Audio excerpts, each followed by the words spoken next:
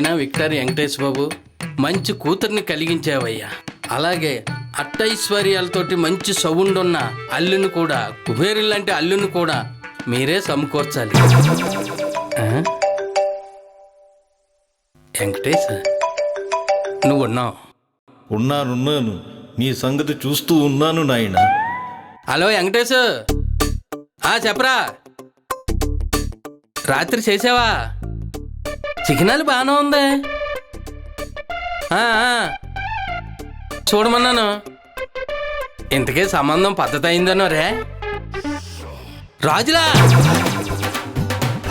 అయ్యి బాబోయ్, ఒరే మరి ఆస్తే అది.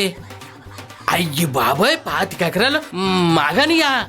రైతు చెరువులు 20 ఎకరాల తోటలా. ఒరే ఇంకా ఇటీ బంగారం డబ్బు. అయ్యి బాబో, నువ్వు చెబుతుంటే చేతులు కాళ్ళు ఆడలేదురా. ఒరే ఏటి ఆడికి కొంచెం తిక్క, బాగా హ్యాండిల్ చేయాలా. ఒరే ఇంత డబ్బు, ఇన్ని చెరువులు, ఇంత ఆస్తి తోటలో ఉండగా రే నేను హ్యాండిల్ చేస్తానుగా. నువ్వు ఫోన్ పెట్టా. రాజుగారు రైలు చెరువులు 25 ఎకరాలు మాగాని, అల్లుడు గారు 20 ఎకరాల రైలు చెరువులు వచ్చేస్తున్నట్టున్నారు. భీమవరం రాజుగారు వచ్చేసినట్టున్నారు. వచ్చేసారు. అబ్బో,